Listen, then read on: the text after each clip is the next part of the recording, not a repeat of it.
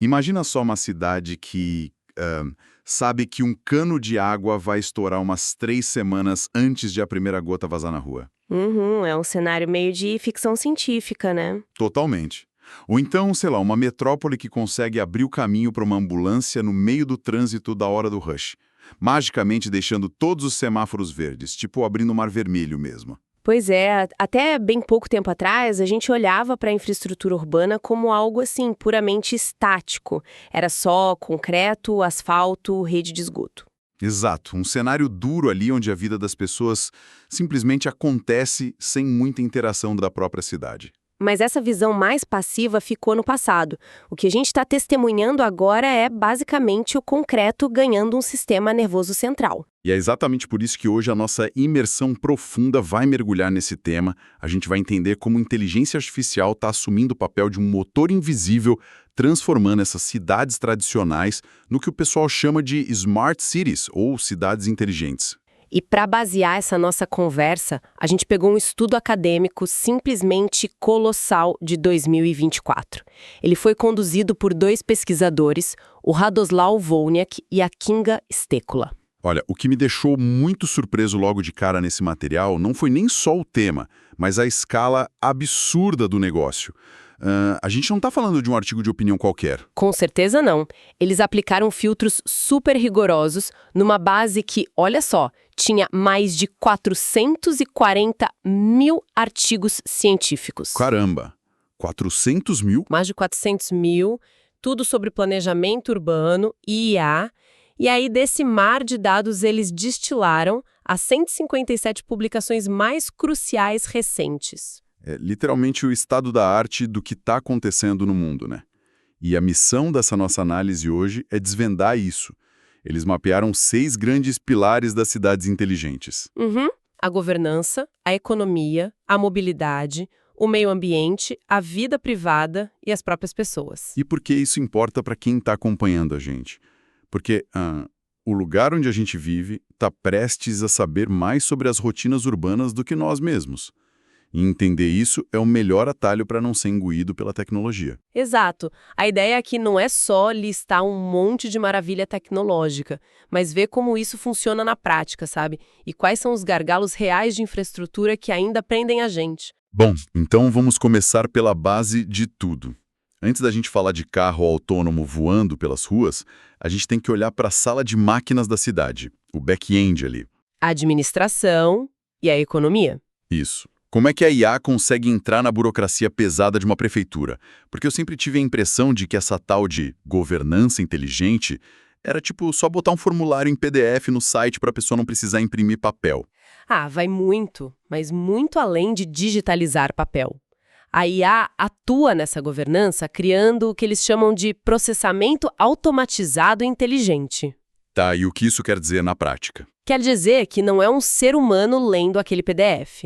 São algoritmos de visão computacional, sabe? Eles leem os dados, cruzam informações de secretarias diferentes instantaneamente.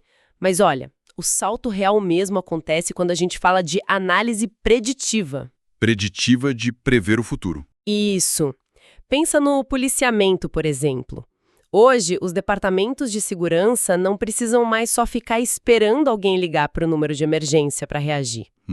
A IA pega montanhas de dados históricos, índices de criminalidade de anos atrás, condições do clima, horários de grandes eventos na cidade, e aí ela mapeia zonas de alto risco de forma bem dinâmica. Caramba! Então a viatura já vai para lá antes do problema. Exatamente. A viatura é alocada num quarteirão específico horas antes da estatística sugerir que um crime pode acontecer ali. Cara, eu entendo a matemática disso. É como se a cidade tivesse um síndico de condomínio invisível, né? Super eficiente, que nunca dorme e sabe qual lâmpada vai queimar. Mas, trazendo um pouco de ceticismo para a conversa. Manda. Quando a gente fala de policiamento preditivo, a gente não corre o risco enorme de criar uma cidade fria, meio determinista, porque tipo o algoritmo aprende com dados do passado. Sim, ele precisa de histórico. E a gente sabe que o passado tem falhas enormes, preconceitos na atuação policial. A máquina não vai simplesmente copiar esse viés e mandar a viatura sempre para os mesmos bairros vulneráveis. Olha, esse é um dos pontos mais debatidos na literatura que eles revisaram. Esse risco do viés algorítmico não é só uma teoria da conspiração, é um desafio de engenharia e sociologia que está documentado. O estudo fala disso, então? Fala sim. Eles trazem uma pesquisa muito reveladora que foi feita na Polônia. Foi um grupo liderado por um pesquisador chamado Oleksy. Eles queriam medir exatamente isso, como a população reage quando percebe que uma máquina está tomando decisões sobre a vida civil. E qual foi o resultado? Imagino que a galera não gostou. Foi bem por aí. As pessoas passam a enxergar a cidade como um ambiente muito hostil, sabe? Incontrolável. Ninguém quer ser julgado por um código frio de computador. Pois é, falta aquele contexto humano, a flexibilidade de entender a situação ali na hora. Exato. E é por isso que a conclusão desses pesquisadores poloneses é de que a aceitação pública dessa tecnologia só funciona de verdade quando a IA atua como uma ferramenta de apoio. Não como um juiz final. Nunca como um juiz autônomo. A máquina diz a probabilidade matemática do problema, mas quem bate o martelo, analisa o contexto e dá a cara a tapa é um funcionário humano. O humano funciona como um amortecedor essencial aí. Faz todo sentido. O síndico invisível precisa de um rosto humano. Bom, e quando a gente muda para a economia inteligente, que é o outro pilar dessa base, imagino que não seja só automatizar a cobrança de imposto. Não, de jeito nenhum. A IA atua na macroeconomia como um radar de anomalias em escala global. O documento detalha um caso clássico muito impressionante de uma empresa canadense chamada Blue Dot. Blue Dot. O que eles fizeram? Eles usaram uma tecnologia chamada processamento de linguagem natural. A sigla é NLP. E o lance é que a IA deles não estava olhando para prontuário médico fechado nem nada do tipo. Tá, ela olhava para quê? Ela foi treinada para varrer e meio que ler milhares de notícias locais em um monte de idiomas diferentes, postagens abertas em redes sociais, fóruns da internet. E depois ela cruzava isso com os itinerários de voos comerciais do mundo todo. Peraí, só para deixar bem claro para quem está ouvindo. Esse processamento de linguagem natural é basicamente ensinar a máquina a interpretar um texto escrito por pessoas normais. Isso, exatamente. Então a IA entende o contexto de uma notícia, sei lá, num jornalzinho local, sobre uma pneumonia misteriosa. Uhum. Ela lê a notícia, extrai o significado, identifica em qual cidade aquilo está acontecendo e, na mesma hora, cruza com os dados de voos que estão saindo daquele aeroporto para o resto do planeta. Nossa. E olha o resultado disso. Fazendo essa correlação absurda de dados que um humano ia levar meses para terminar, o algoritmo da Blue Dot detectou a anomalia que a gente ia conhecer como Covid-19. E isso exatos 9 dias antes da Organização Mundial da Saúde fazer o anúncio oficial. Cara, 9 dias. 9 dias. A IA literalmente viu o vírus, entre aspas, comprando uma passagem de avião antes que a comunidade médica humana tivesse conseguido fechar os dados clínicos. 9 dias no começo de uma crise global de saúde é uma eternidade. É a diferença entre isolar um bairro e fechar o país inteiro. É muito assustador e fascinante como a máquina conecta esses pontos isolados. Com certeza. Mas beleza, a gente tem esse cérebro gigante operando a prefeitura e a economia, mas e quando a inteligência desce para o asfalto? Vamos falar do mundo físico, do caos do dia a dia. Como que fica a mobilidade e o meio ambiente? Se a governança é o cérebro, a mobilidade e o meio ambiente são as veias e os pulmões da cidade, né? O conceito de controle de tráfego, por exemplo, foi reescrito do zero. Porque hoje o semáforo é super burro, né? Ele abre e fecha num tempo fixo, não importa se não tem nenhum carro na rua. Exato. Nessas Smart Cities que o estudo analisa, a IA usa visão computacional, alimentada pelas câmeras da rua, para literalmente enxergar o trânsito em tempo real. Ela calcula o volume de carros, a velocidade e ajusta a luz verde dinamicamente, quarteirão por quarteirão. Nossa, para dissolver o engarrafamento antes dele travar a avenida inteira? Sim, e ainda avisa nos aplicativos onde tem vaga livre na rua, o que economiza um combustível absurdo daquele pessoal rodando o quarteirão à toa. E eu lembro que nas minhas anotações do estudo Tinha algo sobre o transporte público não quebrar mais de surpresa. É a famosa manutenção preditiva. Imagina que cada ônibus da frota tem dezenas de sensores de internet das coisas, o tal do IoT. Uhum. Esses sensores ficam monitorando o tempo todo a vibração do motor, a temperatura do freio. A IA recebe isso direto. Ela sabe qual é o barulho, a assinatura acústica de uma peça saudável. Ah, entendi. Se a vibração sai milímetros do normal, a IA já manda um alerta para a garagem do tipo, olha, o eixo desse ônibus vai estourar daqui a 2 semanas. Aí eles trocam a peça na madrugada e o passageiro nem fica sabendo. A IA vira um cardiologista da cidade, né? Mas assim, eu preciso fazer um contraponto bem prático aqui. Pode falar. A gente está falando de uma malha hiperconectada. Semáforo, ônibus, ambulância, tudo na mesma rede. Se o sistema principal der um bug ou se sofrer um ataque hacker massivo, esse caos algorítmico não seria 1000 vezes mais destrutivo do que o engarrafamento normal de sexta-feira? Com certeza, essa preocupação é absolutamente central. Os autores dedicam uma sessão inteira para as barreiras de confiabilidade e segurança, porque um ataque hacker numa cidade dessas não rouba só dados, ele paralisa o mundo físico. Põe em risco a vida das pessoas na hora, né? Sim. O estudo dá o exemplo da Internet dos Veículos Médicos, a IOMV. Imagina aquela ambulância conectada que a gente falou. Ela manda os sinais do paciente para o hospital e, ao mesmo tempo, manda a prefeitura abrir o semáforo. Uhum. Se alguém invade esse sistema, a gente não está falando só de carro parado, são vidas ali num risco direto. A tecnologia tem que ser tão eficiente operando quanto tem que ser segura na hora que der pau. Exato. É o que chamam de fail-safe. A infraestrutura precisa ter mecanismos à prova de falhas.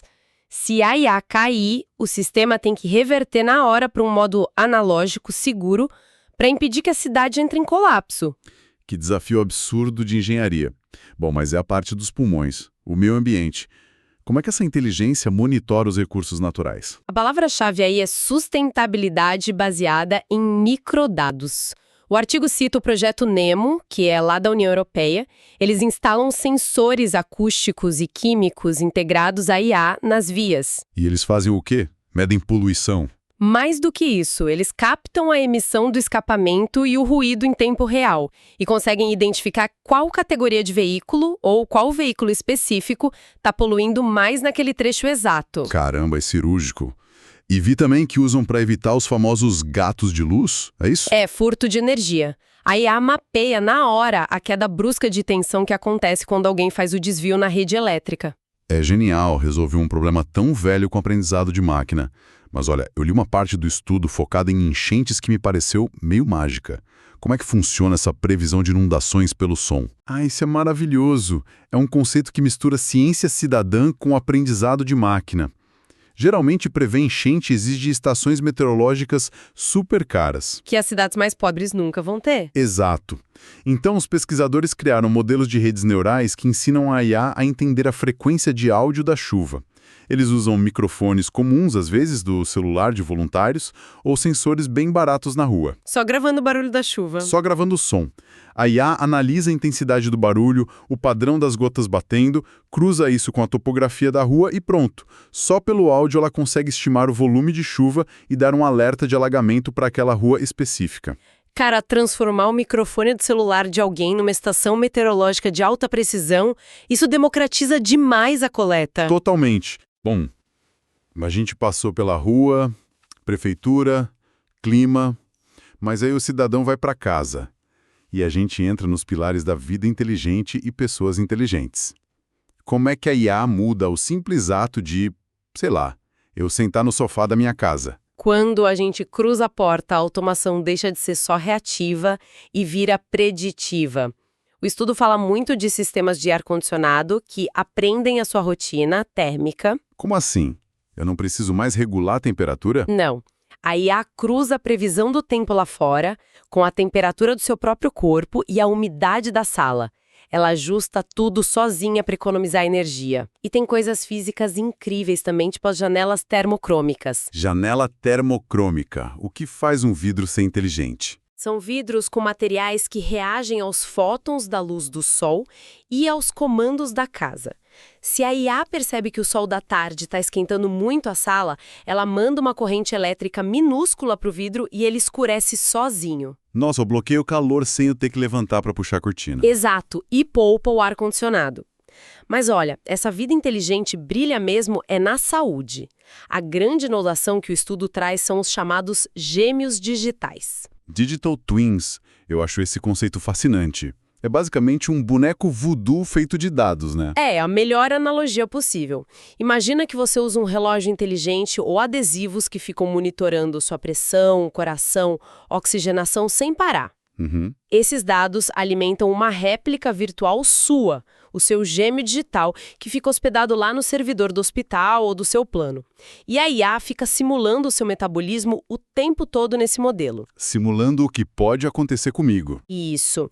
Se o seu ritmo cardíaco começa a ter umas microalterações, o seu gêmeo digital detecta o padrão de um possível infarto dias antes de você sentir qualquer dor no peito real. E já alerta o médico. A gente vai ter um mordomo hiperativo e um médico de plantão invisíveis na nossa vida. É o ápice do cuidado. Mas aqui eu trago outro choque de realidade pesado para o nosso papo. Vamos lá. Como é que a gente alcança essa utopia toda quando a gente olha pela janela e vê um abismo de exclusão digital no país? Se a cidade toda exige um smartphone de ponta e internet de fibra para funcionar, o que acontece com uma pessoa idosa que mal sabe usar um aplicativo? É um perigo gigante. Ou quem não tem grana para comprar dados móveis no meio do mês? Se o celular dessa pessoa desliga, ela deixa de existir para os serviços da cidade. A Smart City não corre o risco de virar um clube VIP de quem tem acesso? Olha, você tocou na grande ferida dessa transição. O estudo aborda isso a fundo, chamando de Digital Divide, a exclusão digital. E como esse pilar das pessoas é o que dá menos lucro, ele costuma ser o mais esquecido pelos prefeitos. Pois é, sempre sobra para as pessoas. Se a prefeitura achar que todo mundo está sempre online, ela vai gerar uma marginalização sem precedentes. Os serviços públicos essenciais vão sumir para a camada mais pobre da população. E como os pesquisadores dizem que dá para resolver isso?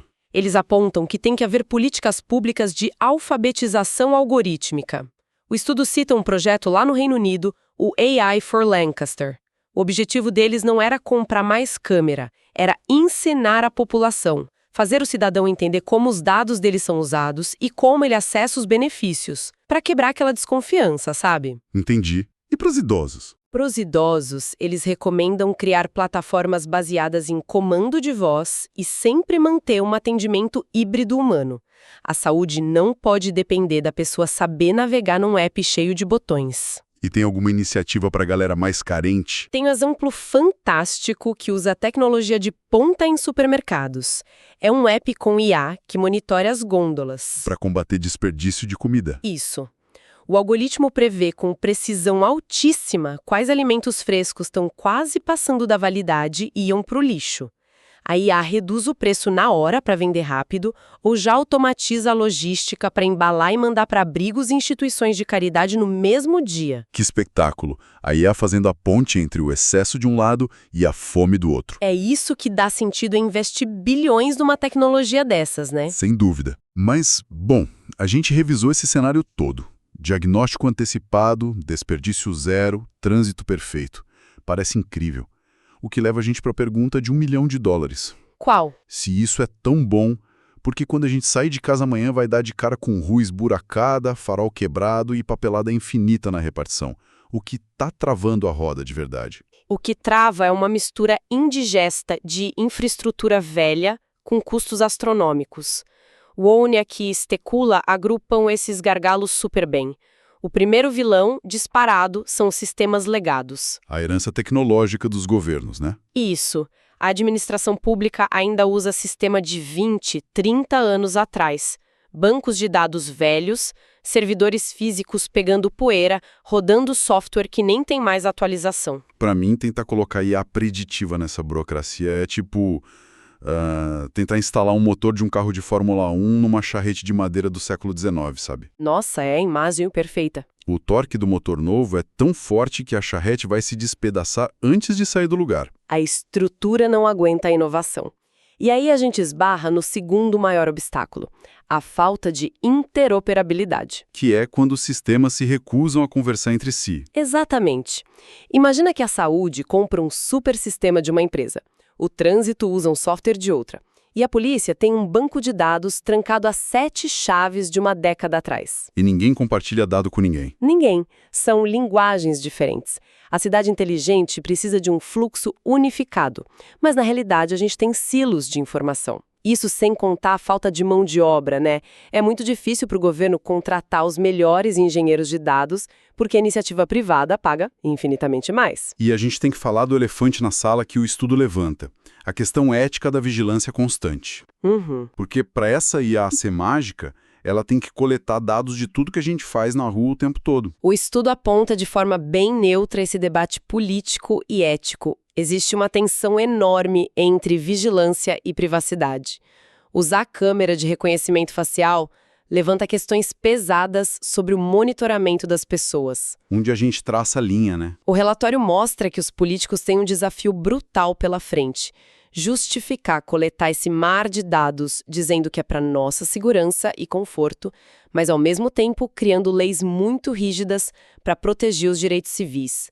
Como não virar um estado de vigilância contínua? É um equilíbrio absurdamente delicado e a tecnologia avança muito mais rápido que as nossas leis. Bom, para a gente amarrar tudo isso, depois de dissecar os pilares dessa pesquisa incrível sobre economia, corpo humano, até nossas janelas, qual é a grande lição que fica dessa imersão? Centrada no ser humano. Não só no tech. Não. Se a tecnologia servir só para mostrar que a cidade é moderna, mas não criar uma relação verdadeira entre o cidadão e a máquina, ela falhou. A inteligência urbana só vale se ampliar a segurança e a ação das pessoas, respeitando quem é vulnerável. A máquina tem que elevar a condição humana. Tem que servir a gente, e não o oposto. E é para isso que a gente destrincha esses materiais aqui. Entender os mecanismos não é só curiosidade, é o atalho que a gente tem para não ser engolido pela tecnologia e para saber cobrar. Com certeza. Tirar o ruído e focar no que realmente vai mudar as nossas vidas nas próximas décadas. Bom, e para encerrar a nossa imersão de hoje, eu vou deixar uma provocação que me veio lendo tudo isso. A gente falou de prever o crime, acabar com o engarrafamento, consertar tudo antes de quebrar. Mas se um dia a IA for tão perfeita a ponto de eliminar absolutamente todos os erros da cidade, será que eliminar a ineficiência não vai apagar também aquele caos orgânico, aqueles encontros acidentais e a surpresa que sempre fizeram das metrópoles o berço da nossa cultura e da nossa arte? Fica aí a reflexão para quem caminhar pelas ruas hoje. Muito obrigado pela companhia e até a nossa próxima análise profunda.